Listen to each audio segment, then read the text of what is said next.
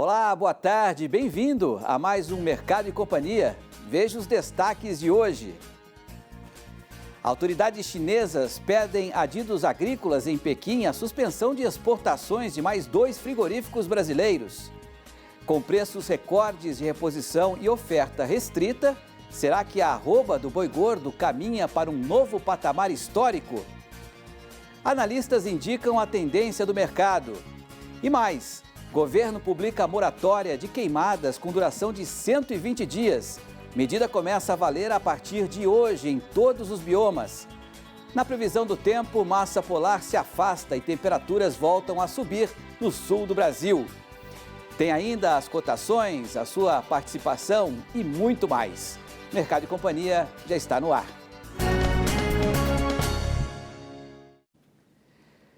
Adidos agrícolas situados em Pequim receberam ontem uma carta de autoridades chinesas pedindo que o governo brasileiro suspenda as exportações para o país asiático de mais 2 frigoríficos. Atualmente, 6 plantas já estão com habilitações suspensas temporariamente por conta de casos de Covid-19 entre funcionários. Para mais detalhes, vamos a Brasília falar com a repórter Paula Cuenca. Paula, boa tarde. Quais foram os motivos que justificam esses 2 novos pedidos? Boa tarde, Petri. Boa tarde a todos. Olha, a gente já tem acompanhado essa situação, né, e tem reportado que o que se fala aqui nos bastidores é que o governo chinês, que a China, os técnicos da aduana, eles estão acompanhando como está a situação da contaminação pelo novo coronavírus aqui no Brasil. E conforme essas contaminações podem ter um avanço, mais casos diagnosticados em uma planta ou outra, eles pedem informações para o governo brasileiro sobre como está essa situação. Inclusive, a gente até falou aqui no Canal Rural sobre o governo brasileiro ter estabelecido um canal de comunicação direto com os técnicos da aduana por um aplicativo de mensagens para que essa troca de informações aconteça de uma forma mais rápida, mais transparente. Bom, ainda assim, acompanhando isso, a China já tem apresentado um temor de que possa haver uma contaminação pelo novo coronavírus a partir dos alimentos, ainda que não haja comprovação científica de que isso possa acontecer. E, bom, nesse contexto, chegou essa carta para os adidos agrícolas em Pequim, pedindo para que o governo brasileiro faça a suspensão de 2 plantas frigoríficas, porque dessa forma seria mais fácil de reabilitar esses frigoríficos pelo próprio governo brasileiro. Seria um trâmite mais fácil do que quando há suspensão diretamente feita pela aduana chinesa, pela GACC, a sigla em inglês. Essa carta foi recebida pelos adidos e está vindo para o Ministério da Agricultura aqui no Brasil. Ela ainda não foi recebida formalmente. Eu conversei com algumas fontes do Ministério da Agricultura e eles disseram que não há um clima no Ministério para querer cooperar nesse sentido de fazer essa suspensão dos frigoríficos, porque não há uma comprovação científica de que possa haver uma contaminação do coronavírus pelos alimentos, não existe esse risco. Então, por não haver uma justificativa formal ainda por parte da China para suspensões que já foram feitas de outras plantas e pelo Brasil não acreditar nessa possibilidade de suspensão pelo risco de contaminação do novo coronavírus nos alimentos, não existe essa posição favorável a fazer, de fato, a suspensão desses frigoríficos. O que não impede, então, que a própria aduana chinesa depois faça a suspensão por eles. Ainda é um cenário muito incerto sobre o que pode acontecer a respeito disso. Como você falou, a gente já tem atualmente 6 plantas que estão suspensas temporariamente de exportar para a China.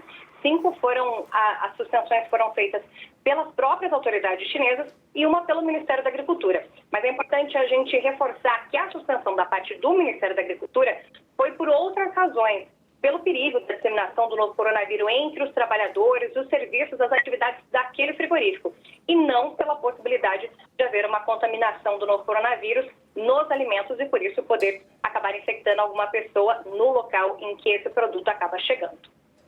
Tá certo, Paulo. Daqui a pouco você volta, então, com mais informações sobre um outro assunto aí de Brasília, tá ok? Fica no aguardo aí.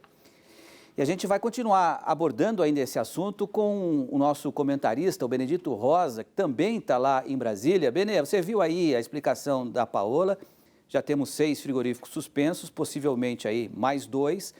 Eu vi recentemente uma entrevista da CNA dizendo que esse número ainda não representa uma ameaça, porque são mais de 60, né? De qualquer forma, como é que você viu aí a possibilidade de mais 2 frigoríficos brasileiros sendo suspensos aí pela China? Boa tarde. Boa tarde, Antônio Petri. Boa tarde a todos que nos acompanham no Mercado e Companhia. Eu que participei durante tantos anos de negociação com delegações estrangeiras, em especial mais sensível com relação à China e Rússia, tenho uma visão um pouco diferente. Entendo que esta questão, e já vi esse filme antes, não se resume a temas sanitários. A China também fez a mesma exigência, a mesma prática com relação aos frigoríficos argentinos. Por sinal, estão 6 frigoríficos daquele país suspensos também de exportar para a China. A minha leitura é mais ampla no sentido de que temos que levar em conta os aspectos geopolíticos que envolvem a China com Estados Unidos e outros países. De um lado, a economia chinesa está crescendo menos a partir do mês de junho do que ocorreu no primeiro quadrimestre. As exportações chinesas aumentaram apenas, entre aspas, 0,5% em junho em relação ao ano passado. O Tratado dos Estados Unidos-China prevê importações por parte da China de 200 bilhões de dólares de mercadorias, 32 bilhões só de alimentos. Quero dizer com isso, a China deve estar bem abastecida, está recuperando o seu plantel de suínos. A economia chinesa, portanto, a demanda por alimentos na China não está tão aquecida.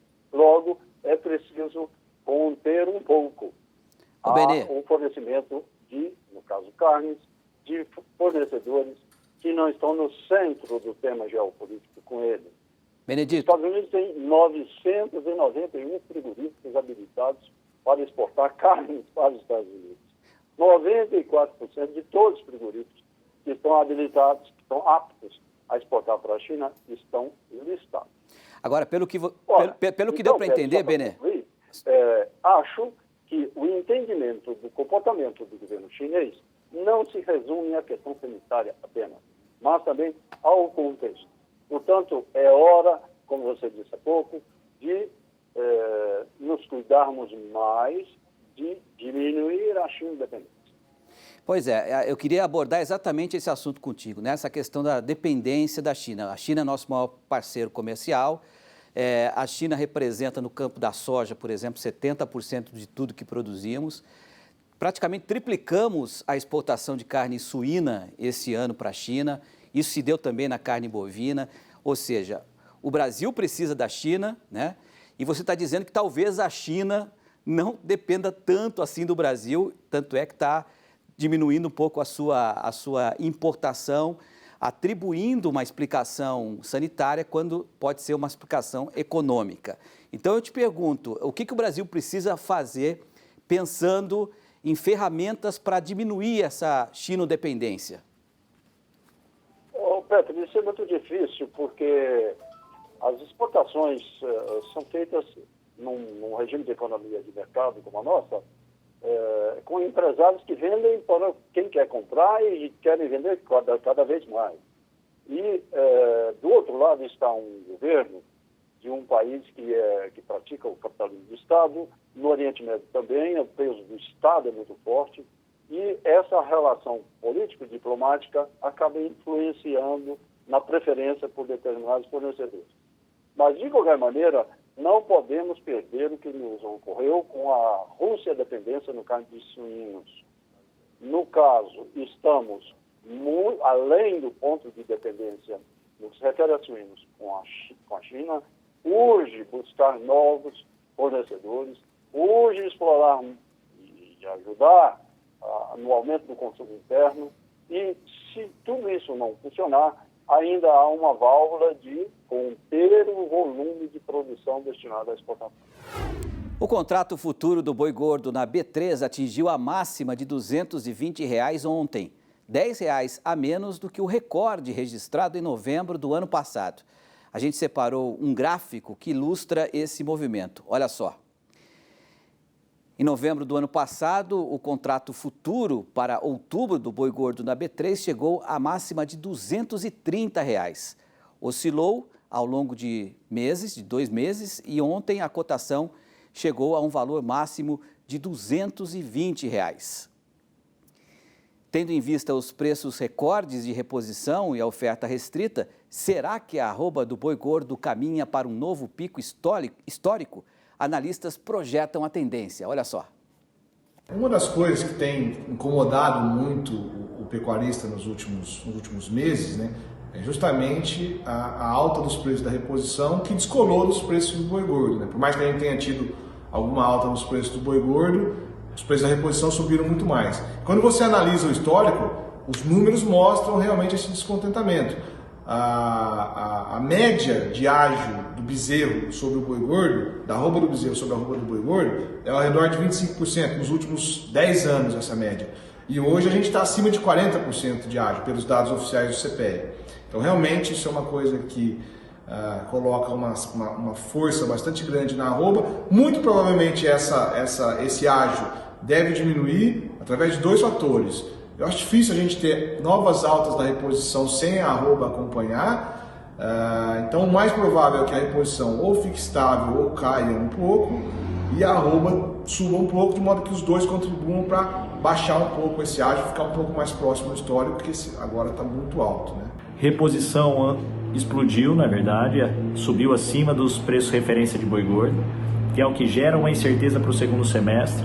Segundo semestre sempre é um período aí com grandes exportações fortes e que deve seguir a tendência aí de mantença nos preços do boi gordo com leve alta ao longo de 2020. Exportações continuam firmes, China deve continuar aí com exportação forte ao longo de 2020 e reposição também não tende a ter uma desaceleração tão grande devido à redução de abate de fêmea ocorrida nos últimos anos, até 2018, entre 2014 e 2018, que foi muito forte, e hoje com reposição valorizada tendemos a ter aí um abate de fêmea reduzido, o que gera uma menor pressão sobre o valor da arroba do boi gordo. Então a consultoria AgroAgility aguarda e espera com uma tendência muito forte para o boi ao longo de 2020 e sem grandes mudanças para o curto prazo. Seguimos aí mercado firme entre 215 e 225 até o final do mês de julho. Bom, vamos ampliar o assunto com o César de Castro, que é o consultor do Itaú BBA. César, boa tarde. O preço do boi dá sinais que está caminhando realmente para um novo recorde. Você viu a análise de outros 2 consultores, né? Qual que é a sua opinião? Boa tarde mais uma vez. Olha, boa tarde. Minha opinião é bastante semelhante aí a dos colegas que me precederam. Não há o que fazer, né? O estoque de bezerros ele é muito baixo, a procura está muito forte. Isso é justificado por essa firmeza do preço da carne, do boi, das exportações, a percepção de pouca oferta de boi gordo, né? Então isso, hoje em dia, o criador, ele fica olhando para o preço do boi gordo, né, para a tela. Quando o boi está subindo, ele imediatamente aumenta o preço do bezerro. É o momento do criador. Então, não vejo nada de muito errado nisso. Nos ciclos passados isso também aconteceu, né, que dessa vez está muito forte. Mas também nós nunca tivemos uma exportação tão robusta, assim, um crescimento tão rápido como a gente viu para a China. Então, acho que as coisas se justificam. A pergunta, acho que valiosa, é quando que o bezerro começa a aliviar? E aí a resposta ela não é muito boa para quem depende da reposição, né, a recria e engorda, porque a gente começou a ver um processo de retenção ganhar força esse ano. Ele começou o ano passado, esse ano ele está ganhando força, né, a retenção está muito forte, e que se a gente faz um paralelo com o ciclo passado, que é o que dá para olhar, né, na alta no início da retenção em 2014 começou a retenção, 2015 ela ganhou força, em 2016 ela foi mais forte ainda, só que naquele ano, no terceiro ano, né, ou seja, em 2016, o bezerro começou a cair. Então isso pode ser a partir de 2021, se o ciclo tiver um comportamento mais ou menos parecido. Antes disso, a gente não vai ter oferta suficiente de bezerro e a gente tem uma demanda por boi muito aquecida. Então é normal que esse mercado continue, vamos dizer assim, desequilibrado a favor da cria, né? Agora eu queria perguntar também a sua opinião, César, em relação à principal diferença, né, do mercado de 2020 para o mercado de 2019, né? Principalmente nessa questão da margem de lucro, porque Em novembro de 2019, a arroba chegou a R$ 230 e o preço da reposição não estava ainda explodindo como está agora. Em termos de margem de lucro, qual que é a diferença de novembro para 2020 para hoje? Olha, no ano passado, mas para recria e engorda, né? Para cria, obviamente, melhorou muito, né? A gente tem a margem mais ou menos de 100%, né? O que seria aí mais ou menos um bezerro de 2 mil no mercado, um custo de mais ou menos R$1.000.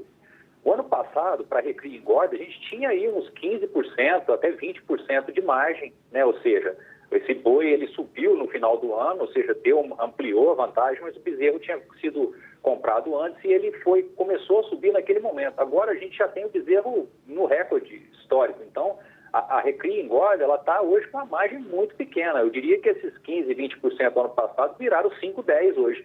Mas isso varia muito, né, conforme a região, conforme o custo do produtor, mas seria mais ou menos isso. Ou seja, hoje, mesmo com essa perspectiva boa para o boi gordo, o resultado é menor, porque o bezerro subiu muito mais.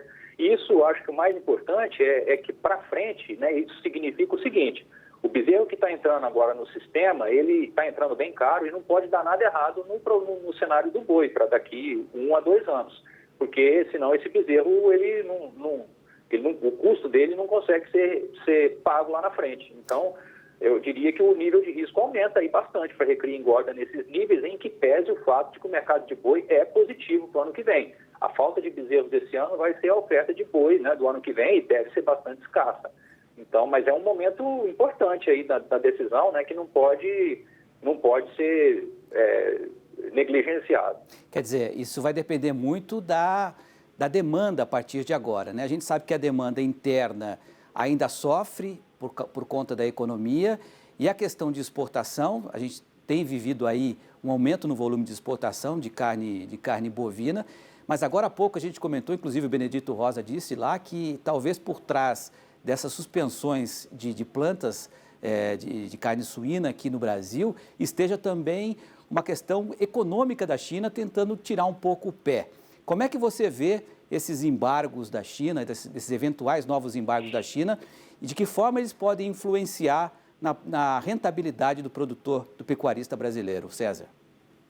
Olha, a pergunta é difícil de responder se a China vai continuar aumentando o número de frigoríficos bloqueados. Se isso acontecer, é muito ruim para o boi, tá? Eu me preocupo muito com isso, muito mais até do que com a conjuntura interna econômica, porque a gente não há o que esperar do consumo interno, né? A gente vai viver um período difícil, mas isso já está, de certa forma, precificado e equilibrado com relação ao fato de a gente estar com muito menos oferta. Então, menos demanda, temos sim, mas também temos menos oferta. Agora, a questão é que do lado da demanda, e aí o driver é a China, é a exportação, se a gente tiver problemas aí e começar a exportar menos do que a gente está vendo até agora, que está tudo muito bem, é claro que o boi deve sentir um pouco, tá? Isso me preocupa bastante, principalmente por conta desses níveis de bezerro, né, de preço de bezerro, que os produtores eventualmente estão comprando, né? E obviamente o bezerro ele não vai acomodar na mesma proporção que o boi num eventual problema, tá? Pessoalmente eu acho que as exportações vão continuar muito firmes no segundo semestre. Há razões estruturais para a China manter o ritmo e o Brasil ele tem sido um dos principais parceiros.